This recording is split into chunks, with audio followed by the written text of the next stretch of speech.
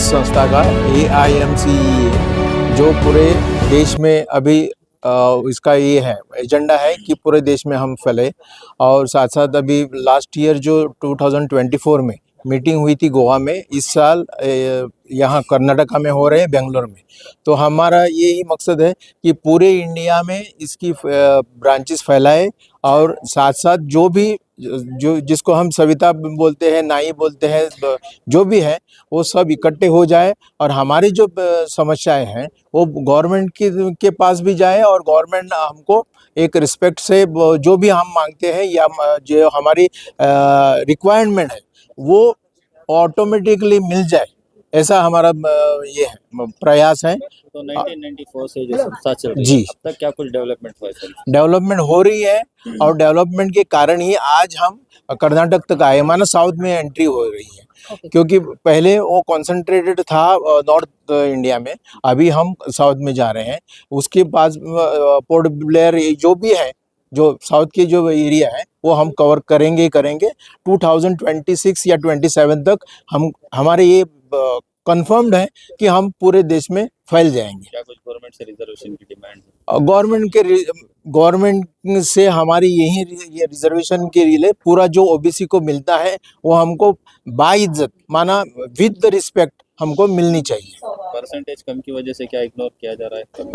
ऐसा कुछ हमको तो दिखाई नहीं देता है, लेकिन हमारा ये भी ये है, मोटिव है कि हमारे जो भी बच्चे हैं वो अच्छी से हाइट में एजुकेशन ले और अपना हक खुद एक्सेप्ट करें। आप पहले बता रहे थे कि आप ही की कम्युनिटी के लोग जो है अपनी कम्युनिटी बताने के लिए शर्मा रहे हैं, दूसरा नाम बता रहे हैं, ये बता रहे हैं। ना, ये एक समय था, एक समय था, लेकिन आज यहाँ हम IAS के ऑफिसर भी हैं, बड़े बड़े ऑफिसर्स यहाँ आ चुके हैं, ऑलरेडी है।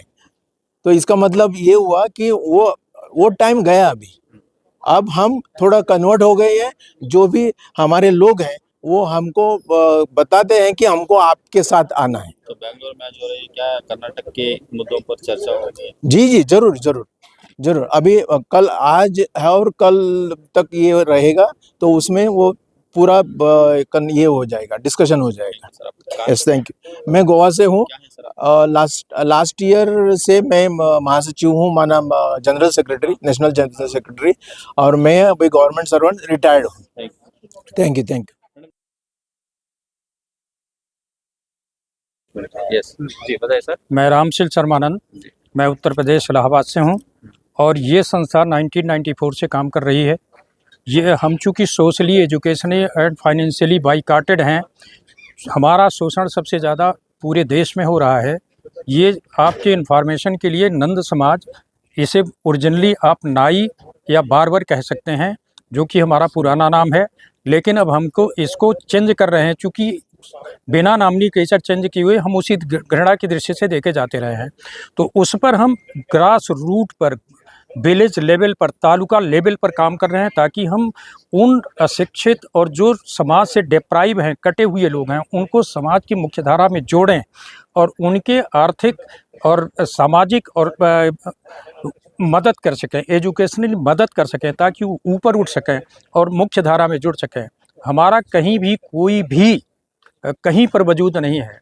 कोई भी आता है, चूँकि हमारी आबादी है तो लगभग 3% के आसपास, जो जनसंख्या के आंकड़े हैं वो लगभग 3% के आसपास से हैं, कहीं कम कहीं ज़्यादा, कहीं 3%, कहीं 3.5%, कहीं 2.25%, कहीं 2.5%, ये आंकड़े हैं। लेकिन ये चूँकि सरकार ने जाति आधारित जनगणना नहीं कराई, इसलिए वो मेन रूप से संख्या नहीं आ पाती। दूसरा एक कारण ये है कि हमारे समाज के कुछ लोग दूसरा नाम बता देते हैं, तो जब जनसंख्या की गणना होने लगती है तो जब तक वो नाई न बताएं, या कुछ नंद बता दिया, सविता बता दिया, सेन बता दिया, श्रीवास बता दिया, तो उन्हें वो ब्राह्मण या अन्य जातियों में जोड़ देते हैं, जिस वजह से मेरी आबादी एक्चुअल में सामने नहीं आ पाती और हमें डिप्राइव किया जा रहा है।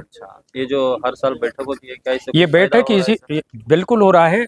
हम जागरूक कर रहे हैं। अब दक्षिण भारत में, अभी तक हम उत्तर भारत में थे, पूर्वी भारत में थे, अब वहाँ से बढ़ कर के अब हम दक्षिणी भारत में आए हैं। ये 5 राज्य हैं यहाँ पर, कर्नाटका, केरला, आंध्रा, तमिलनाडु, तेलंगाना, हम इसे इस मीटिंग में इन 5 राज्यों को कवर कर रहे हैं।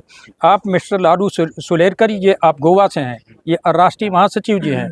तो इस तरह से हम पूरा अब दक्षिण भारत कवर कर चुके हैं, लगभग उत्तर भारत हमारा पहले से ही कवर है। क्या उन लोगों को जोड़ने का काम हो रहा है जो समाज से कटे हैं? जो कटे हैं वहाँ तक ग्रास लेवल पर हम, चूंकि यहाँ पर जो हमारी कमेटी काम करती है, यहाँ पर उन लोगों को बुलाया गया है जो हमारे प्रांतीय पदाधिकारी हैं, उनमें से अध्यक्ष और महासचिव, प्रेसिडेंट एंड जनरल सेक्रेटरी को ही सिर्फ इनवाइट करते हैं। बाकी हमारी जो केंद्रीय बॉडी है उसके सारे पदाधिकारी यहाँ पर इनवाइटेड हैं। इसलिए आपको यहाँ पर भीड़ कम दिखाई देगी, लेकिन जितने भी स्टेट हैं वहाँ से 2 लोगों के हिसाब से जोड़ लीजिए तो हमारी आबादी उसके हिसाब से कितने स्टेट को हम इस समय कवर कर रहे हैं। सिर्फ 2 ही लोग आए हैं क्या यहाँ पे? ये हर स्टेट से 2 लोग। आपका शुभ नाम? Ramsheel Sharma, advocate, high court Allahabad. Sir, आपका नाम क्या है? मेरा नाम हरद्वारी लाल नंद है जी। और हम दिल्ली से हैं।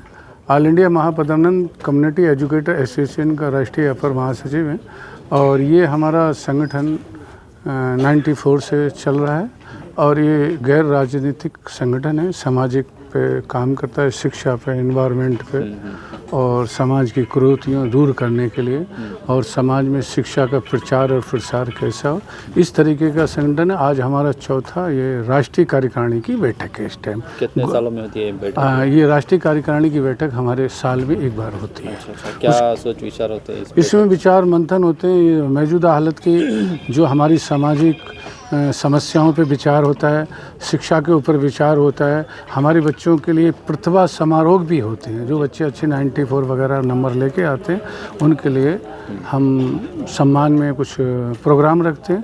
इसी तरीके से हमारा राष्ट्रीय कार्यकारिणी का, क्योंकि हमारा जो है पूरे भारत में संगठन है और उसकी राष्ट्रीय कार्यकारिणी की जो बैठक है समय समय पर हर राज्यों में हम करते रहते हैं। जैसे पिछले साल हमारी गोवा में हुई थी, उससे पहले दिल्ली में हुई, उससे और पीछे जाओ तो हरिद्वार उत्तराखंड में हुई।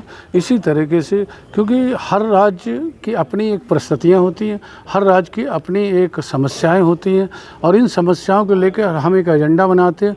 उस एजेंडा को लेकर हम सरकार में जाते हैं। जैसे एक मान लीजिए रोहिणी आयोग का हमारा मैटर है, तो हमारी वहाँ आरक्षण की क्या परिस्थिति है, तो हम वहाँ पर इसी तरह पिछड़ा वर्ग आयोग का भी हमारा एक एजेंडा था, उसमें भी हमारी, क्योंकि हमें को आरक्षण कैसे मिलना चाहिए, कैसे, जिसे समाज के लिए आज बहुत सा कुछ प्राइवेटीकरण हो रहा है और हमारा सरकार से भी ये अनुरोध है, अभी हमने लेटर पत्र दिए भी हैं कि हमारा प्राइवेट में भी हमें आरक्षण मिलना चाहिए। तो इसी कुल तादाद कितनी है सर पूरी सविता समाज की? देखिए, इसकी जनगणना सरकार के पास भी नहीं है, हमारे अपने पास के आंकड़े सरकार मानने को तैयार नहीं है, क्योंकि हमारे उत्तर प्रदेश से राजस्थान, गुजरात, महाराष्ट्र से लेकर पंजाब, हिमाचल, उत्तराखंड, बिहार, झारखंड, छत्तीसगढ़, मध्य प्रदेश, इस तरीके से हर राज्य का हमारा डेटा हमने इकट्ठा किया हुआ है।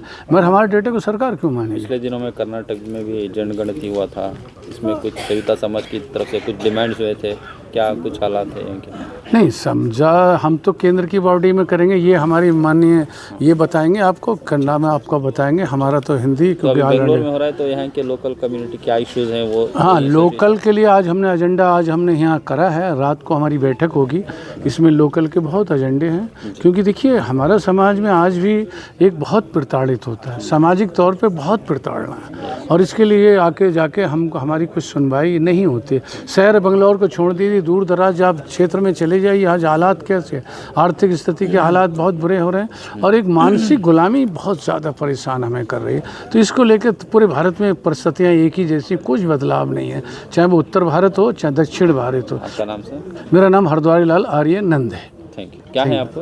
मैं राष्ट्रीय अपर महासचिव। ಆ್ಯಕ್ಚುಲಿ ಕರ್ನಾಟಕದಲ್ಲಿ ನಮ್ಮ ಸಮಾಜದವರು ಚೆನ್ನಾಗೇ ಇದ್ದಾರೆ, ಆದ್ರೂ ಸ್ವಲ್ಪ ಜನ ಕೀಳಾಗಿ ಕಾಣ್ತಿದ್ರು, ಬಟ್ ಈಗ ಸ್ವಲ್ಪ ಕಡಿಮೆ ಆಗಿದೆ. ಈಗ ನಾವು ಏನು ಮಾಡ್ತಾ ಇದ್ದೇವೆ ಅಂದರೆ, ನಮ್ಮಲ್ಲಿ ಎಜುಕೇಟೆಡ್ ಆಗಬೇಕು ಎಲ್ಲ ಫುಲ್ಲು ಇಂಡಿಯಾದಲ್ಲಿ ಯಾವ ಡಿಸ್ಟಿಕ್ಕು ಯಾವ ಸ್ಟೇಟಿಂದ ಇದ್ದಾರೋ ಎಲ್ಲರೂ ಸೇರಿಬಿಟ್ಟು ನಮ್ಮ ಸಮಾಜವನ್ನು ಮುಂದೆ ತರಬೇಕು. ನಮ್ಮಲ್ಲಿರೋರೆಲ್ಲ ಒಳ್ಳೆ ಎಜುಕೇಟೆಡ್ ಆಗಬೇಕು. ಈಗ ಸ್ವಲ್ಪ ಜನ ಇದ್ದಾರೆ, ಇನ್ನೂ ಸ್ವಲ್ಪ ಜನ ಆಗಬೇಕು. ಯಾಕಂದರೆ ತುಂಬ ನಮ್ಮ ರಾಜ್ಯದಲ್ಲಿ ಏನು ತೋರಿಸಲೇ ಇಲ್ಲ ರೀ, ಬರೀ 5 ಲಕ್ಷ ತೋರಿಸಿದ್ದಾರೆ, ಅದಕ್ಕಿಂತ ಜಾಸ್ತಿ ಇದ್ದಾರೆ. ನಮ್ಮದು ಡಿಮ್ಯಾಂಡ್ಸ್ ಅಂದರೆ ನಮಗೆ ಏನು ಸೌಲಭ್ಯ ಸಿಗುತ್ತೋ, ಇವಾಗ ಎಲ್ಲಾನು ಬ್ಯಾಕ್ವರ್ಡ್ ಕಮಿಟಿ ಅಂತ ಮಾಡಿದರೆ ನಮ್ಮನ್ನು ಅಲ್ಲೇ ಸೇರಿಸ್ಬಿಡ್ತಾರೆ. ನಮಗೇನು ಫೆಸಿಲಿಟೀಸು ಅಲ್ಲಿ ಪರ್ಸೆಂಟೇಜ್ ಇದ್ರೂ ಏನು ಸಿಗ್ತಾ ಇಲ್ಲ ಮಕ್ಕಳಿಗೆ. ಎಜುಕೇಷನ್ ಆಗಿ ಏನೇ ಆಗಲಿ ಸ್ವಲ್ಪ ನಮ್ಗೆ ಒಳ್ಳೇದಾಗಲಿ ಅಂತ ನಾವೆಲ್ಲ ಕಡೆಯಿಂದನೂ ಮುಂದುವರಿಬೇಕು ಅಂತ ನಾವು ಬಯಸ್ತಾ ಇದ್ದೀವಿ. Thank you. ಏನಾಗಿದ್ದಾರೆ ನಾನು ಸ್ಟೇಟ್ ಸ್ಟೇಟ್ ಪ್ರೆಸಿಡೆಂಟ್ ಆಗಿದ್ದೀನಿ ಸವಿತಾ ಸಮಾಜ. ಸವಿತಾ ಥ್ಯಾಂಕ್ ನಾನು ರಿಟೈರ್ಡ್ ಪ್ರೊಫೆಸರು. ಈ ಸಂಘದಲ್ಲಿ ನಾನು ಗುರುತಿಸ್ಕೊಂಡಿದ್ದೀನಿ. ಸ್ವಲ್ಪ ಜೋರಾಗಿ ಮಾತಾಡಿ. ಹಾಂ ಸರ್. ಈ ಸಂಘದಲ್ಲಿ ನಾನು ಗುರುತಿಸ್ಕೊಂಡಿದ್ದೀನಿ. ನಮ್ಮ ಕಮ್ಯುನಿಟಿದು ತುಂಬಾ ಸಮಸ್ಯೆ ಇದೆ. ಇಲ್ಲಿ ಕರ್ನಾಟಕದಲ್ಲಿ 102 ಜಾತಿ ಇರೋಂಥ 2B ಗ್ರೂಪಲ್ಲಿ ನಮ್ಮದು ಸವಿತಾ ಸಮಾಜ ಅಂತ ಇದೆ. ಅಲ್ಲಿ 102 ಜಾತಿಯಲ್ಲಿ ನಮ್ಮದು ಒಂದು ಜಾತಿ ಇರೋದ್ರಿಂದ ನಮಗೇನು ಬೆನಿಫಿಟ್ ಸಿಗ್ತಾ ಇಲ್ಲ. ಅದರಲ್ಲಿ ದೊಡ್ಡ ದೊಡ್ಡ ಸ್ಟ್ರಾಂಗ್ ಇರೋಂಥ ರಾಜಕೀಯವಾಗಿ ಬಲಾಢ್ಯ ಇರೋಂಥ ಕ್ಯಾಸ್ಟ್ಗಳಿದ್ದಾವೆ. ಹಾಗಾಗಿ ರಿಸರ್ವೇಷನಿಂದು ಏನೂ ಬೆನಿಫಿಟ್ ಸಿಗ್ತಾ ಇಲ್ಲ ಅಂತಲೇ ಹೇಳ್ಬೇಕು ನಮ್ಮ ಜನಾಂಗಕ್ಕೆ. ಇಲ್ಲಿ ಆ ಹಾಗೆ ಮುದ್ದೆ ಮೇಲೆ ಚರ್ಚೆ ಆಗ್ತಿದೆ. ಆಗ್ತಾಯಿದೆ. ಇದು ನಮ್ಮ ಹೆಚ್ಚಾಗಿ ಕರ್ನಾಟಕ ಅಷ್ಟೇ ಅಲ್ಲ, ಈ ಸಮಸ್ಯೆ ಎಲ್ಲ ಸ್ಟೇಟಲ್ಲಿದೆ. ಹಾಗಾಗಿ ಅದ್ರ ಬಗ್ಗೆ ಮಾತಾಡ್ತಾ ಇದ್ದೀವಿ. ನ್ಯಾಷನಲ್ ಲೆವೆಲ್ ಒಂದು ಸಂಘಟನೆ ಆದರೆ ನಾವು ಸರ್ಕಾರದ ಮೇಲೆ ಒತ್ತಡ ತರ್ಬೋದು ಅನ್ನೋ ದೃಷ್ಟಿಯಿಂದ ಈ ಒಂದು ಸಂಘಟನೆಯವರು ಪ್ರಯತ್ನ ಮಾಡ್ತಾ ಇದ್ದಾರೆ. ಇಷ್ಟು ವರ್ಷ ಅವರು ಬರೀ ಉತ್ತರ ಕರ್ನಾಟಕದಲ್ಲಿದ್ದರು. ಈಗ ದಕ್ಷಿಣ ಭಾರತಕ್ಕೂ ಅವರು ಬಂದಿದ್ದಾರೆ. ಇಲ್ಲೆಲ್ಲ ಸಂಘಟನೆ ಮಾಡಿ ನಮ್ಮ ಹಕ್ಕಿಗೆ ಏನೇ ಇದೆ, ನಮ್ಮ ಸಮಾಜಕ್ಕೆ ಏನು ಅನ್ಯಾಯ ಆಗ್ತಿದೆ, ಅಸ್ಪೃಶ್ಯತೆ, ಶೋಷಣೆ ಏನಾಗ್ತಿದೆ, ಅದ್ರ ವಿರುದ್ಧ ನಾವೆಲ್ಲ ಹೋರಾಡಬೇಕಾಗ್ತದೆ. ಮುಂದಿನ ಜನಾಂಗಕ್ಕೆ ನಾವೇನಾದರೂ ಒಂದು ಒಳ್ಳೆಯದನ್ನು ನೀಡುವಂಥ ಉದ್ದೇಶಕ್ಕೆ ನಾವು ಈ ಸಂಘಟನೆನ ಪ್ರಾರಂಭ ಮಾಡಿದ್ದೀವಿ. ಅದೇ ಥರ ನಡ್ಸ್ಕೊಂಡು ಏನಾಗಿದ್ದೀರಾ ಸರ್ ನೀವು ಈ ಸಂಘ? ನಾನು ಈ ಸಂಘದಲ್ಲಿ ಸೆಕ್ರೆಟರಿ ಆಗಿದ್ದೀನಿ.